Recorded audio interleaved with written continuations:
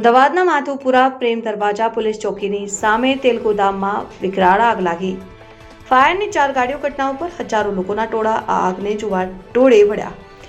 માધુપુરા પોલીસની 3 ગાડીઓ ઘટના ઉપર બાજુમાં 3 દુકાનો આગની ચપેટમાં આવી, જ્યારે લોડિંગ ટેમ્પો બળીને ભસ્મ થઈ ગયો.